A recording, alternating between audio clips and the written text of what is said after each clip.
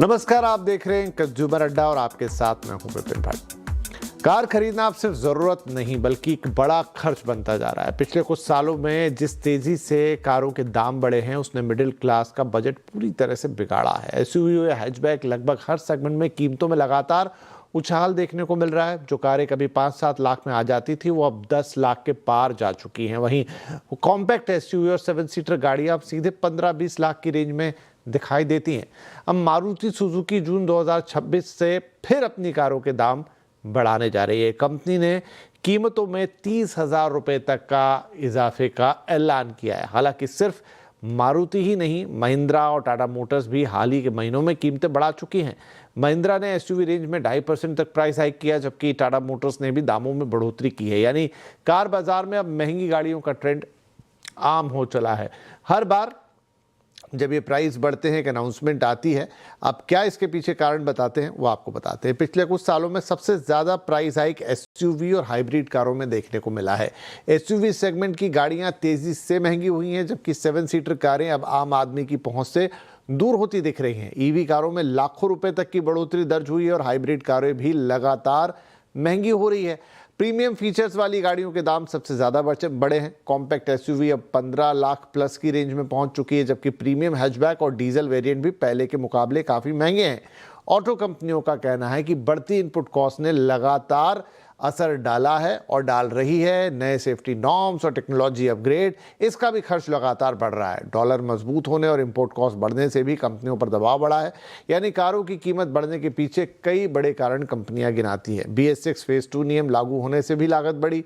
6 airbag और दूसरे safety features अब अनिवार्य हो गए हैं। स्टील, एल्यूमिनियम और दूसरे कच्चे माल महंगे हुए हैं। सेमीकंडक्टर चिप की कमी से प्रोडक्शन कॉस्ट बढ़ी है। नई टेक्नोलॉजी भी काफ़ी महंगी है। ADAS और कनेक्टेड फीचर्स जैसे प्रीमियम अपडेट अब कई कारों में दिए जा रहे हैं।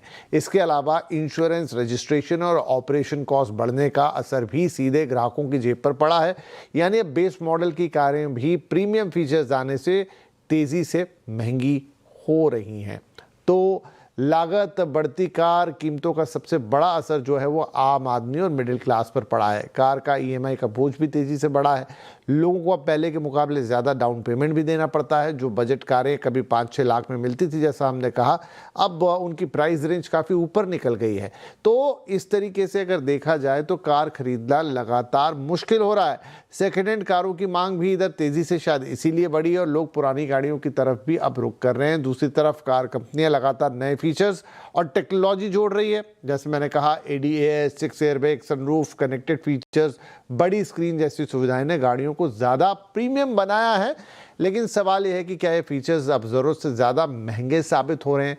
क्या आम आदमी सिर्फ बेसिक और किफ़ायती कार चाहता है, लेकिन बाजार उसे महंगे फीचर्स वाली कारें खरीदने पर थोड़ा मजबूर सा कर देता है? तो आज कार बाजार की इसी पहेली को थोड़ा डिकोड करने की कोशिश करेंगे और इसलिए हमारे साथ आज 2 खास मेहमान हैं। ऑटो इंडस्ट्री के एक्सपर्ट टूटू धवन साहब आप जुड़ गए हैं कार्यक्रम में और साथ ही जुड़ रहे हैं ऑटो एक्सपर्ट विकास योगी जी। आप दोनों का ही बहुत बहुत स्वागत है। टूटू सर, पहले आपसे ही सवाल मैं ले लेता हूं, क्योंकि आपने तो देश में कारें बिल्कुल उनके इंसेप्शन से देखी हैं। तो मैं बहुत पुरानी तुलना तो नहीं करूंगा, लेकिन फिर भी पिछले जो 5-6 साल गुजरे हैं उसमें एकदम, मतलब एक तो है कि आप स्टैटिस्टिक्स पढ़ें, अभी वो कुछ ग्राफिक आएंगे, हमने वो चार्ट्स बनाए हैं कि कारें कितने से कितने महंगी हुई। लेकिन जब आप एक आम धारणा कहते हैं ना कि आपको लगता है यार कारें बहुत महंगी हो गई है, मतलब जो कार पहले 5-7 लाख की आ रही थी अब ऑलमोस्ट 10 लाख के ऊपर है। उसके टॉप वेरिएंट का तो कोई अता पता ही नहीं, वो तो 12-15 लाख तक पहुंचा देता है। क्या जनरल परसेप्शन में आपको भी फील होता है कि कारें काफी महंगी हुई हैं पिछले 4-5 सालों में?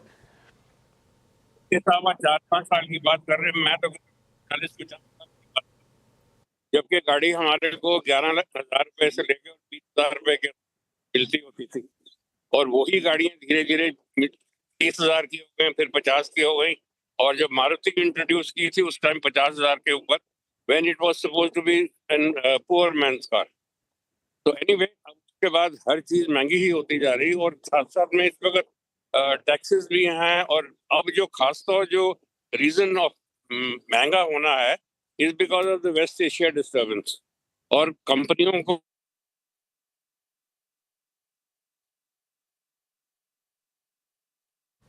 टूडू सर के साथ थोड़ा लिंक हमारा ऊपर नीचे हुआ। मैं विकास जी के पास जाता हूँ। विकास जी, मेरा भी सवाल आपसे यही रहेगा। मैं पहले सिर्फ परसेप्शन की बात कर रहा हूँ कि क्योंकि आप भी दिन रात कारों को एनालाइज करते हैं, उनके दाम बताते हैं।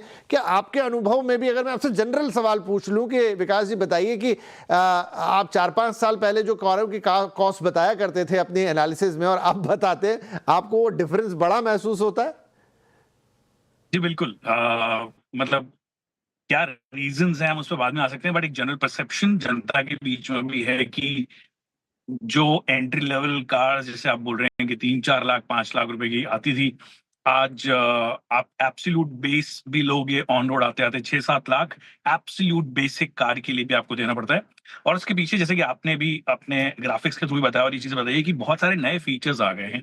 नए फीचर्स आज की तारीख में सिंपल हार्डवेयर नहीं है, उसके अंदर बहुत सारे सेंसर्स हैं, सेमीकंडक्टर्स हैं, और ये सारा का सारी जो चीजें हैं वो सॉफ्टवेयर डिफाइंड व्हीकल्स की तरफ जब हम जा रहे हैं, या फिर बेसिक कारों में भी हम सेंसर्स जब इंस्टॉल कर रहे हैं, जिसकी वजह से ओवरऑल कॉस्ट जो है वो तो बड़ी है। अगर ये सब चीजें हटा के एब्सोल्यूट बेसिक पे अगर आप आओगे तो वो कर पाना मुश्किल है। बट वो वही वाली बात है कि पहले इतने फीचर्स ही नहीं थे, पहले 6 एयरबैग्स ही नहीं थे, पहले front parking sensor, reverse parking sensor, reverse parking camera, ये सारे के सारे जो हैं ये सब नए तरीके के आपको चीजें, नए इलेक्ट्रॉनिक्स लगाने के लिए मजबूर करना, एबीएस और ये सब चीजें हैं, जिसकी वजह से कारों का ऑब्वियसली महंगा होना तो लाजमी है कि महंगे तो होंगे होंगे।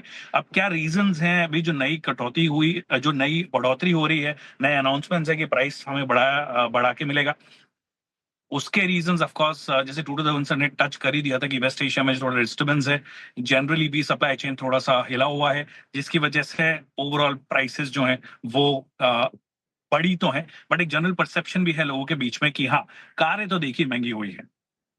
तो विकास जी, इसको दो हिस्से में अब देखते हैं। देखिए, हर साल जब अनाउंसमेंट होती है ना कंपनियों की तरफ से, एक बेसिक लाइन लिखी हुई आती है कि due to the escalating cost of raw material महंगा होने की वजह से, ये सिर्फ बिल्कुल दूध से तुलना कीजिए, दूध में हर साल एक स्पेसिफिक लाइन आती है कि जो फॉडर है वो महंगा हो रहा है, इसलिए दूध 2 रुपए बढ़ जाएगा। पहले एक समय था हम लगातार 2 रुपए की बढ़ोतरी दूध में नहीं देखते थे, लेकिन अब वो सिक्वेंशियल हो गई, साल में 2-3 अनाउंसमेंट आ जाती है, फॉडर महंगा, गायों को खिलाने वाला चारा महंगा, 2 रुपए की बढ़ोतरी, वो स्टैंडर्ड बढ़ोतरी। उसी तरह कार में भी, मतलब जब आप अपनी मेमोरी लेन में जाते हैं तो एक सिमिलर लाइन आती है कि भाई रॉ मटेरियल महंगा, कारें महंगी। तो क्या वक्त के साथ साथ ये रॉ मटेरियल वाली एक एक्चुअल प्रॉब्लम है जो पिछले कुछ सालों में, चाहे वो अलग अलग रीजन से, बीच में कोविड आ गया, सप्लाई चेन डिस्टर्ब हुई, उससे पहले कुछ और रहा, फिर एक रशिया यूक्रेन वॉर तो हम तीन एक साल से देख ही रहे हैं, फिर ये वेस्टर्न एशिया का डिस्टर्बेंस, तो लगातार कोई ना कोई कारण आता जा रहा है जिसकी वजह से वो रॉ मटेरियल का कॉस्ट पर इंपैक्ट आ रहा है, सप्लाई चेन पे इंपैक्ट आ रहा है, और फिर वो कंपनियां एक हद तक तो एब्जॉर्ब करती है, लेकिन उसके बाद चारा नहीं बचता है तो पास ऑन कर ही देती है। क्या ये एक रीजन है? जी, मतलब ऑब्वियस रीजन है ये, इसमें कोई दो राय नहीं है कि जब हम, एक तो दो चीजें हैं कि जब आप इनपुट कॉस्ट बढ़ने की बात करते हो तो उसके अंदर कई सारे एक्चुअल फैक्टर्स हैं जो कि कंपनियां कुछ हद तक एब्जॉर्ब कर सकती है, कुछ टाइम तक एब्जॉर्ब कर सकती हैं।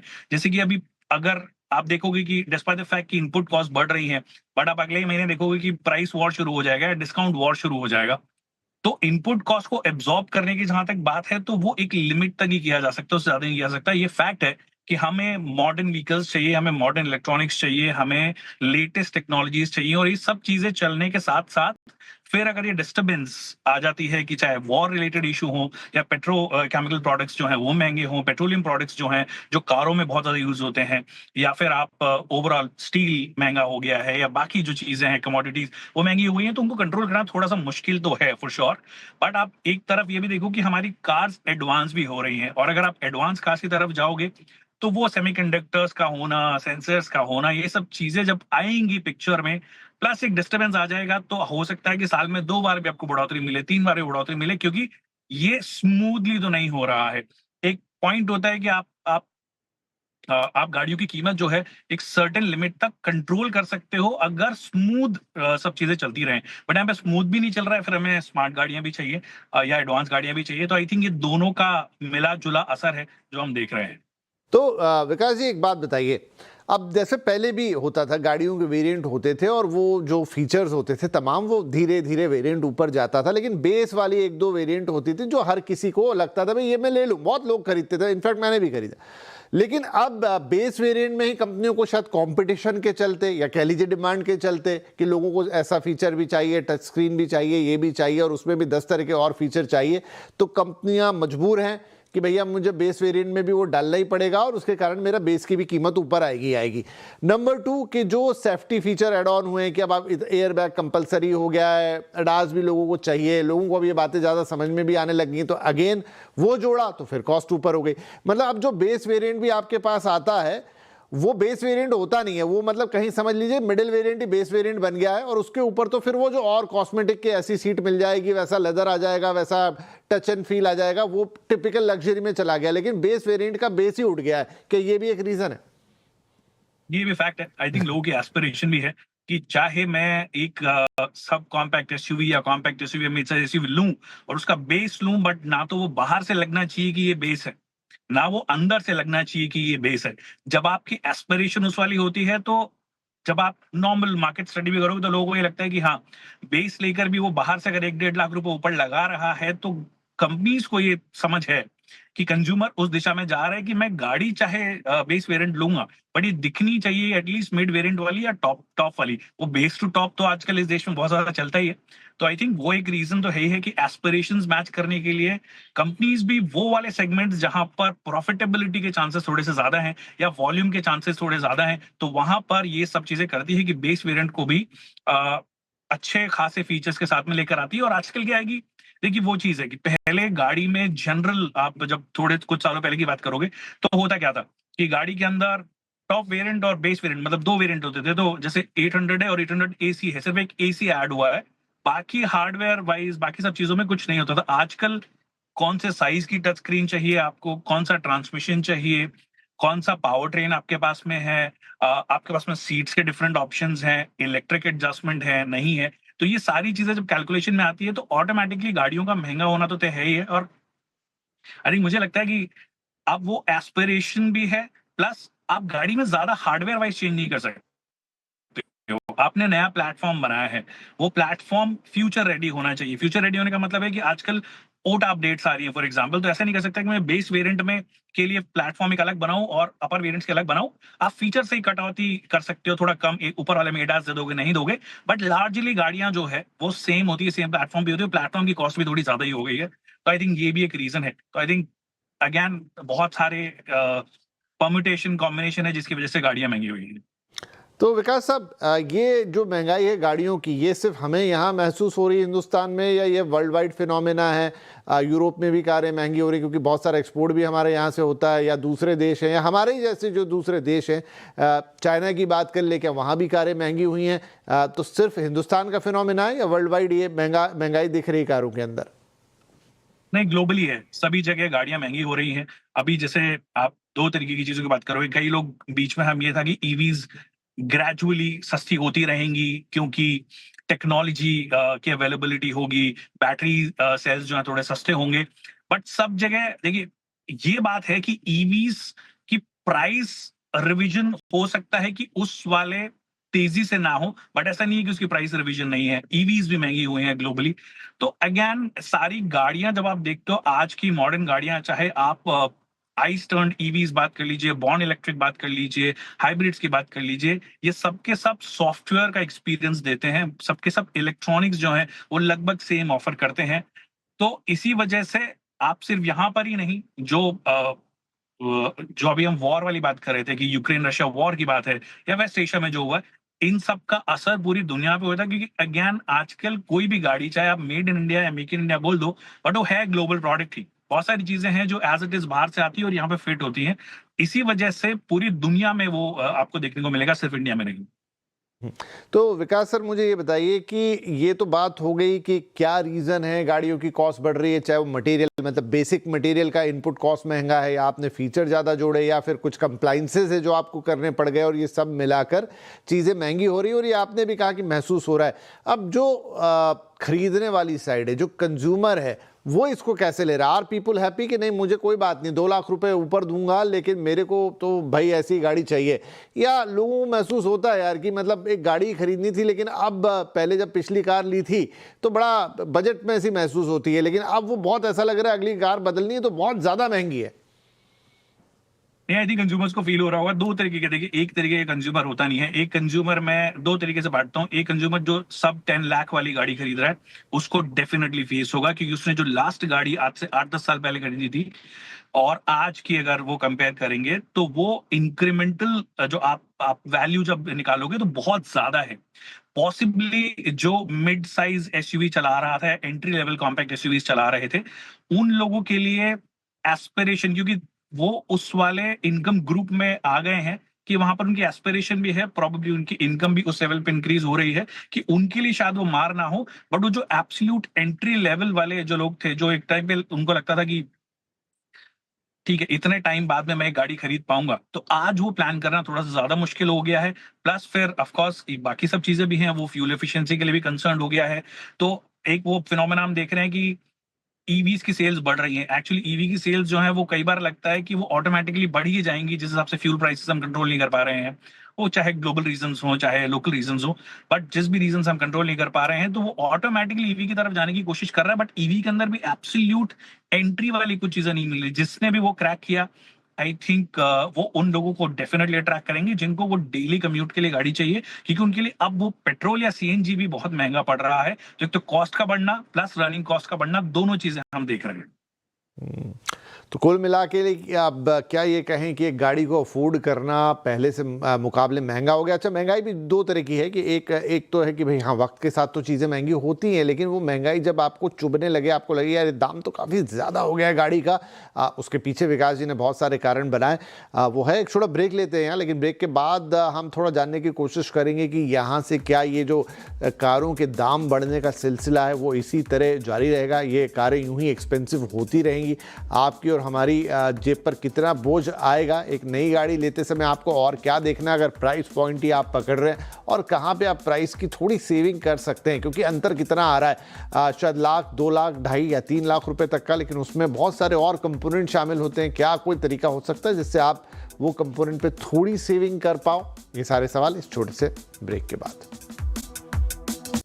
महंगी होती कार, बार बार खबर निकली, मारुति सुजुकी ने ऐलान किया कि 30,000 रुपये तक अपनी गाड़ियों के दाम बढ़ा रहे हैं, और भी कई कंपनियों ने ऑलरेडी अनाउंस किया है। लेकिन ये सिलसिला अब अगर आप अपनी मेमोरी लेन में झांकें तो लगातार थोड़ा सा नियमित सा हो गया है, जहां पर कंपनियां कहती हैं कि उनकी रॉ मटेरियल कॉस्ट बढ़ रही है और वो एक लंबी चौड़ी बढ़ोतरी करती हैं। ब्रेक से पहले हमने काफ़ी बातचीत की इसके ऊपर विकास योगी जी के साथ, और ये निष्कर्ष निकला कि हाँ, धीरे धीरे कॉस्ट बढ़ती गई है कारों की, रॉ मटेरियल हो, एडवांस फीचर हो, सेफ्टी फीचर हो, तो और बेस वेरिएंट का ही ऊपर उठ जा रहा है। ये सारी चीजें हैं कि अब कारें महंगी हो चली हैं और वो किसी को भी पिंच कर सकता है ना। विकास सर, ये बताएं कि महंगी तो हो गई हैं, अब इसमें कोई ऑप्शन बचता नहीं किसी के पास, लेकिन कार खरीदते समय क्या कुछ ऐसी चीजें हो सकती हैं जहां पर आप अपनी ओवरऑल कॉस्ट थोड़ी नीचे ले आए? क्योंकि ढेर सारे कंपोनेंट होते हैं, आप गाड़ी खरीदते हैं, उसमें कोई डिस्काउंट भी होते हैं, बीमा भी होता है, एक्सेसरीज भी होती है, वहां पर काफी कुछ होता है जिसमें लोग कहते हैं सेविंग हो सकती है।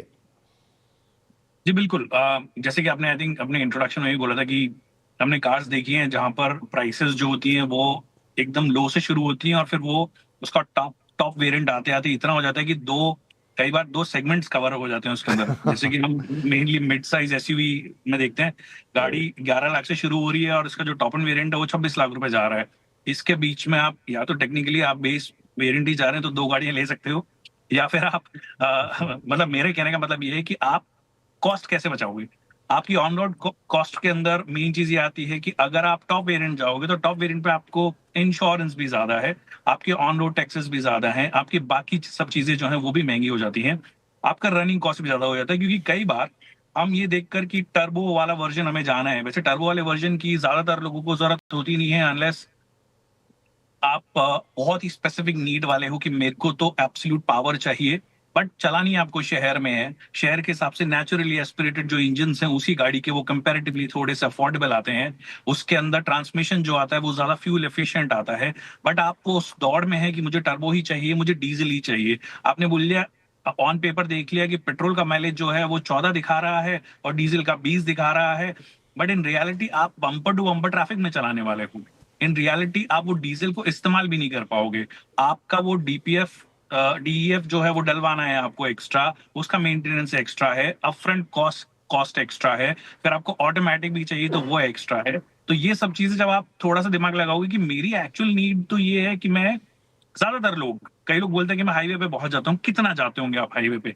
मुझे तो मेरे से ज्यादा जाने वाला बंदा मिलता नहीं, क्योंकि मेरा तो काम ही यही है एक्चुअली। बट रियलिटी ये है कि आप 90% टाइम अपनी गाड़ी शहर में चलाते, 90% टाइम। आपने कभी अपना टाउन विजिट किया, आपने विलेज विजिट किया, घूमने चले गए, ये 5-7% में होता है, और उसके लिए आप 3 लाख रुपए अपफ्रंट कॉस्ट ज्यादा दे रहे हो, तो इसमें कोई समझदारी नहीं है। फिर उसकी वजह से बाकी सब ओनरशिप एक्सपीरियंस जो होता है वो ओवरऑल महंगा हो जाता है।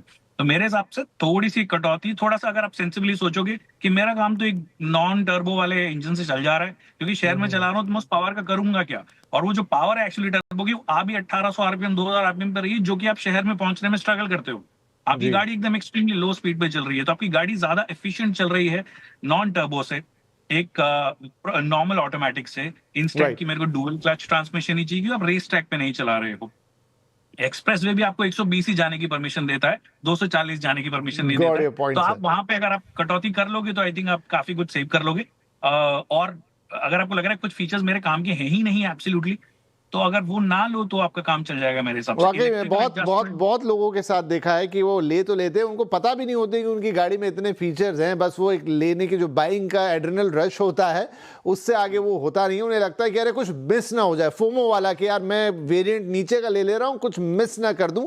तो विकास जी ने बहुत सही बात की कि थोड़ा समझ लीजिए इस पूरे गणित को, टर्बो चाहिए नहीं चाहिए, ऐसा फीचर चाहिए वैसा फीचर, क्योंकि वो फीचर होते होते 3-4 लाख रुपए आप ज़्यादा देते हैं सिर्फ एक फोमो कि मैं कहीं कुछ मिस तो नहीं कर दूंगा। गाड़ियां इनफैक्ट महंगी हो चुकी हैं, लेकिन अब उसमें से किस तरीके से गाड़ी आप पिक करेंगे, कौन सा वेरिएंट लेंगे, वहां पे कॉस्ट अपने लिए सेव कर सकते हैं। बहुत शुक्रिया विकास भाई, आपने वक्त निकाला और ये जो गाड़ियों का महंगाई वाला पूरा चक्र है इसको अच्छी तरह से डिस्क्राइब किया, and how to reduce your cost वो भी आपने आखिरी में टिप दे दी। थैंक यू वेरी मच हमें ज्वाइन करने के लिए।